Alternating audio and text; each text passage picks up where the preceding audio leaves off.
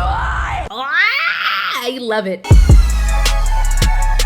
Am I the only one who saw the utter disrespect of Bianca Belair and Charlotte Flair forming some sort of pact for Bianca Belair to win the WWE Women's Championship against Asuka, and then them making plans to have a championship match at SummerSlam? Like, Asuka watching them on a monitor, and she was just being entertained because she knew darn well it wasn't going to happen. Like, I liked how it kind of moved forward, this whole thing with Asuka, Bianca Belair, and Charlotte Flair, but at the same time, them making a pact for SummerSlam. Great.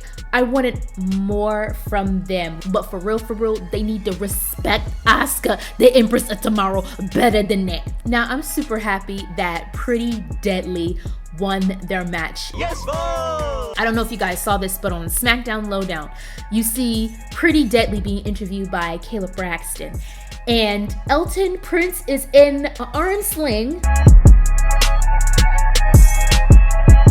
Holland had posted a tweet saying like the belly to belly move was not the reason for Elton Prince's injury, and he wishes him a speedy recovery. But then he deleted it.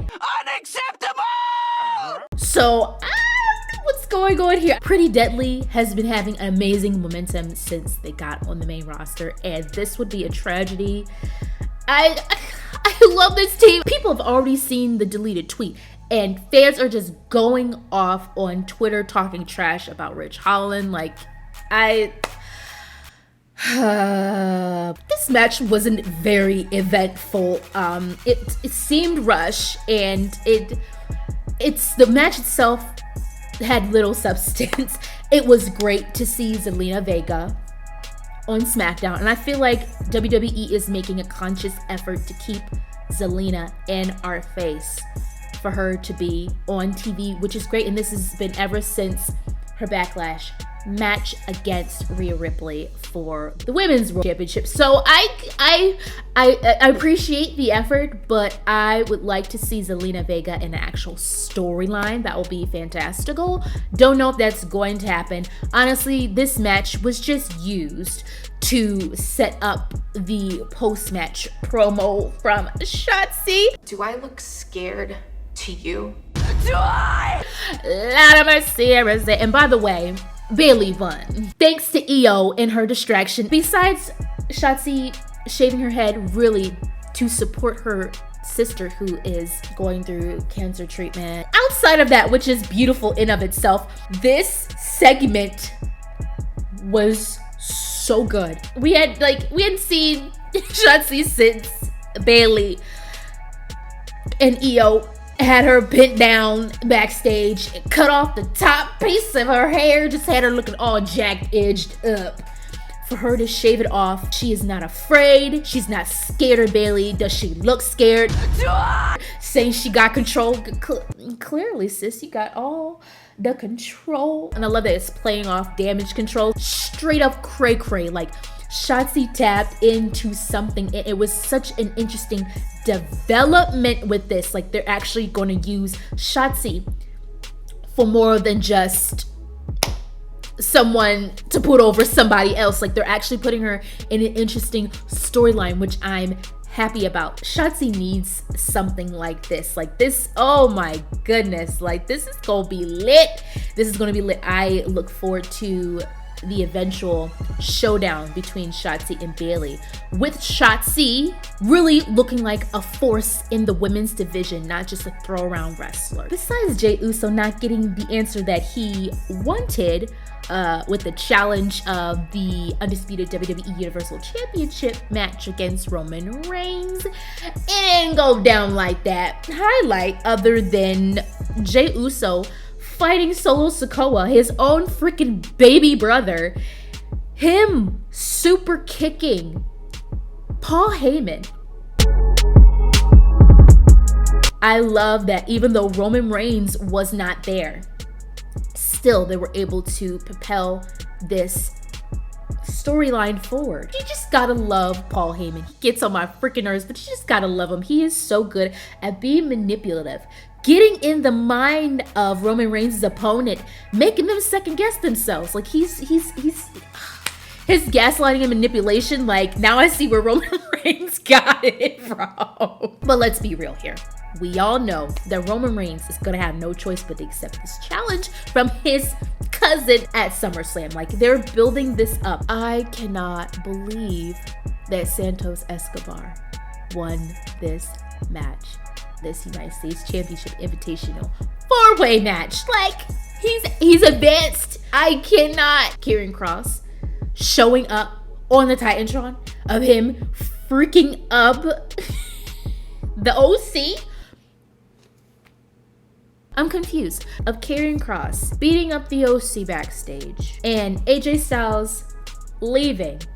That allowed Santos to capitalize. Very smart move. But back to the confusion. Now, while this was an interesting development for Karrion Kross and AJ Styles to advance their rivalry, it seemed like last week with AJ Styles beating Karrion Kross, it just seemed like off. WWE Creative is going to have to work overtime to get us fans to actually care about this rivalry, this feud, because what they did last week, granted, yes, time constraints with Bloodline, yada, yada, yada. Even so, the match itself, it was just help Karrion move to the next level, get people to care more and more about him, whether they hate him or they love him, especially putting him up against the phenomenal one, AJ Styles. Like, come on, WWE. It just seemed it was almost like, okay, we flopped. Last week we effed up. Now we gotta fix it. I see the effort that WWE Creative is trying to do, but they're gonna have to do more. So now next week we're going to get a part 2 of the United States Championship Invitational 4-way. So we're gonna have another one. So it's gonna be Rey Mysterio, Cameron Grimes, Sheamus, and let's get it. Is Bobby Lashley recruiting the Street Profits for the Hurt Business? I mean, he wants to have a meeting with him. I can't possibly think of any other reason why he would want to talk to Montez and Angelo. So what's up with the what's up? Now, I predicted that Charlotte Flair was going to interfere with this main event WWE Women's Championship match. Well, duh. Asuka is one of my favorite female wrestlers of today. Besides that, I wasn't looking forward to it because before with Asuka and Bianca Belair, personally, in my opinion, the chemistry in the ring, I wasn't feeling. But with the little time that these two had, because quite frankly, the match felt rushed. Like, it was once again time constraints, them having to put everything, all the components of, you know, having Charlotte Flair out there, having Bayley and Io Skye out there, Io being the freaking Miss Money in the Bank, and then the whole dynamic with, you know, Asuka, Bianca. It was a lot to put into this segment, so I get it. But it was still good with all the chaos because I feel like the EST and the Empress of Tomorrow are starting to I'm starting to like them more in the ring, because before it was just stuff was not just, it was not computing. I love the uncertainty that was building up in this match. I had a feeling that it was going to be a disqualification, just like it was for Asuka and Charlotte's match prior. I think you added Bayley and Io, and Io was literally about to cash in.